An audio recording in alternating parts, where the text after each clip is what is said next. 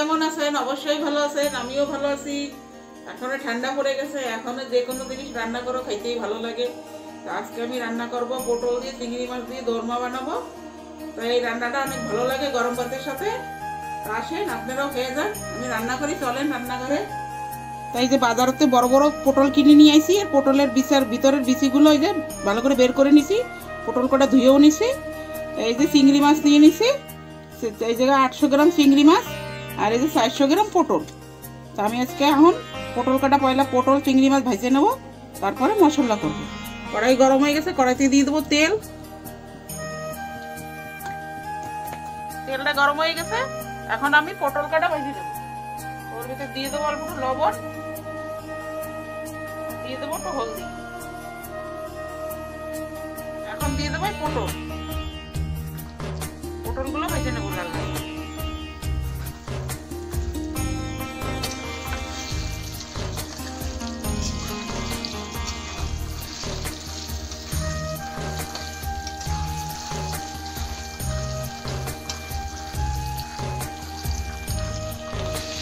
পটলটা বেশি ভাজবো না, অল্প ভাজবো। অনেক বেশি ভাজলি তাহলে পটলটা গলে যাবে, এই জন্য অল্প ভাজা করে নেব, যাতে পটলটার চারপাশে একটু ভাজা দাগ পড়ে যায়। ভাজা ভাজা দেখতেও ভালো লাগবে, খাইতেও ভালো লাগবে। হয়ে গেছে প্রায়, আর অল্প একটু করবো, আর অল্প একটু ভাজলেই হয়ে যাবে আমার পটল ভাজাটা। এই যে আমার পটলটা ভাজা হয়ে গেছে, আমি অনেক পটল ভাজাটা নামাই নেব। সব পটল ভাজাটা নামাই নেব।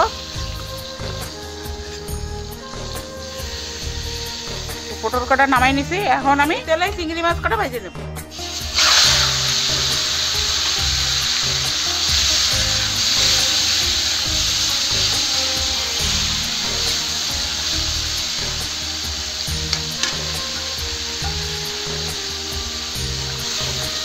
চিংড়ি মাছ কটা ভালো করে ভাজবো।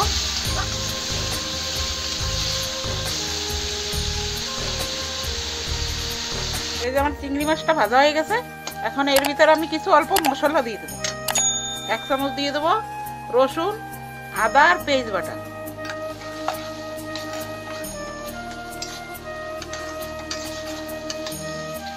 অল্পটা দিয়ে দেবো হলদি, 1 চামচ দিয়ে দেবো লাল মির্চি পাউডার, আধা চামচ দিয়ে দেবো ধনে পাউডার, অল্পটা দেবো লবণ।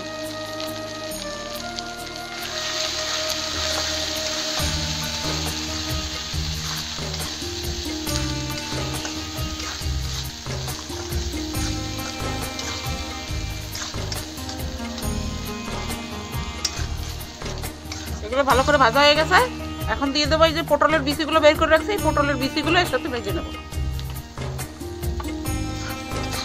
পটলের বিচিটা এর সাথে ভালো করে ভেজে নেব।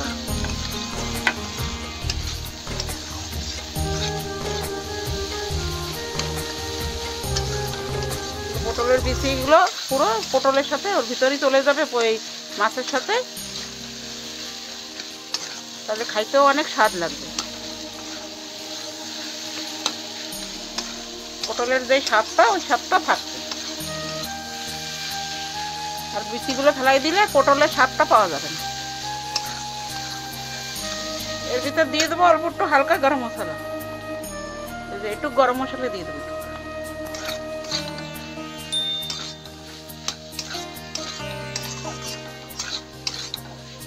এটা আমার ভালো করে কষানো হয়ে গেছে, এখন আমি এটা নামাই নেব। এই যে এটা ভালো করে কষানো হয়ে গেছে, আমি এখন এটা নামাই নিচ্ছি।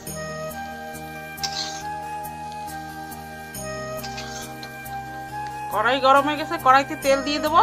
এখন আমি ওই পটল আর চিংড়ি মাছের জন্য ওর জন্য একটা মশলা তৈরি করব। তেলটা গরম হয়ে গেছে, এখন দিয়ে দেবো কটা জিরা, তেজপাতা দুটো, একটা দারচিনি আর 4টা ইলাইচি, এই এখন তেলে দিয়ে দেবো।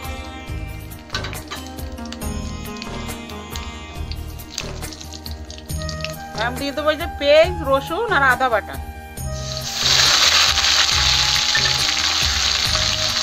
এই যে ভালো করে কষাই নেবো এই মশলাটা, পেঁয়াজ রসুনের কাঁচা ঘ্রাণ চলে যাবে, সেখান তো ভালো করে কষাই নেবো, যাতে পেঁয়াজের ঘ্রাণটা রসুনের ঘ্রাণটা না আসে, সেই জন্য একটু ভালো করে কষাই নেবো। মানে তো ভালো কষানো না হলে পেঁয়াজ রসুনের কাঁচা কাঁচা ঘ্রাণ আসে। এই মশলাটা আমার ভালো করে কষানো হয়ে গেছে, এখন দিয়ে দেবো আমি এতে জিরা বাটা,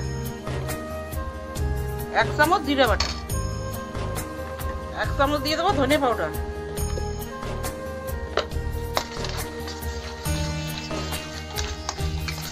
আমি জিরা বাটাটা ধনে পাউডারটা ভালো করে কষাই নেব। আমার মশলাটা ভালো করে কষানো হয়ে গেছে।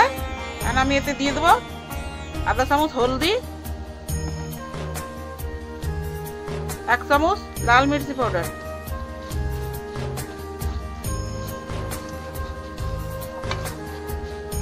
আর দিয়ে দেবো এই যে কাজু বাটা, কাজু বেটে নিছি, কাজু বাটা দিয়ে দেবো।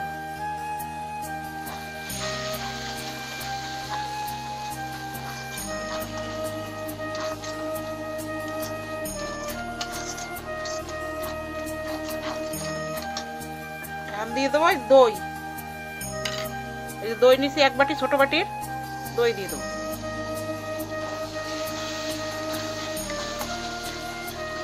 মানে এটা ভালো করে কষাই নেব।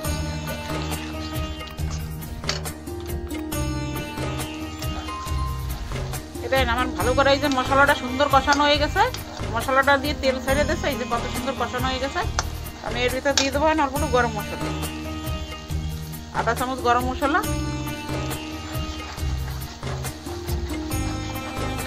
আর দিয়ে দেবো এতে আমি জল।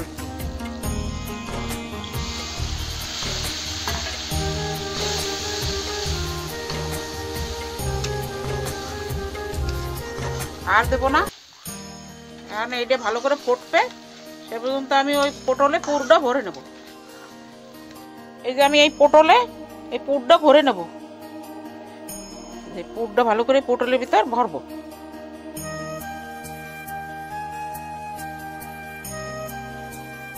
একদম ভালো করে ঠেসে ঠেসে ভরবো, সব কটা পটলের ভরে নেব।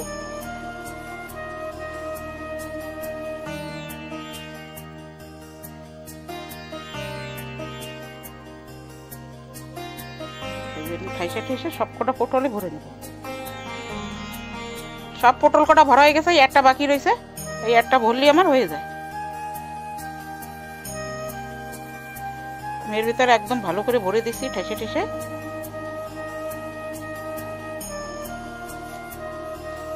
সব ভরা হয়ে গেছে, আমি এখন পটল কটা ওর ভিতরে দিয়ে দেবো।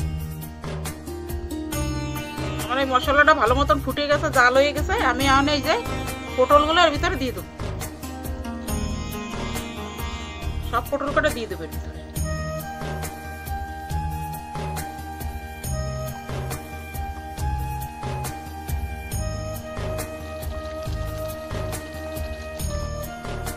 দেখেন এই যে আমার পটল ভাপাটা হয়ে গেছে প্রায়, চিংড়ি মাছ দিয়ে আর অল্প একটু ফুটাবো, তারপরে হয়ে যাবে।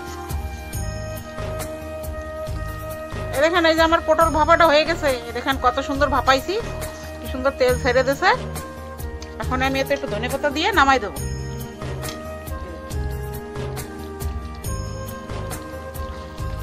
এখন নামাই দেবো, হয়ে গেছে। দেখছি কত সুন্দর লাগতেছে, গরম গরম ভাতে খাইতে যা লাগবে না, অনেক সুন্দর লাগবে, এতেই খাওয়া হয়ে যাবে, আর কিছু লাগবে না। দেখেন বন্ধুরা, এই যে আমার পটল ভাপাটা হয়ে গেছে, চিংড়ি মাছের পুর ভরে বানাইছি। আর দেখে বলবেন এই রান্নাটা কেমন হয়েছে। আপনারাও রান্না করে খাইয়ে দেখবেন, ভালো লাগলে কমেন্ট করবেন, লাইক করবেন, শেয়ার করবেন, সাবস্ক্রাইব করবেন। ভালো থাকবেন, সুস্থ থাকবেন। আমি এখানে ভিডিওটা সমাপ্ত করছি।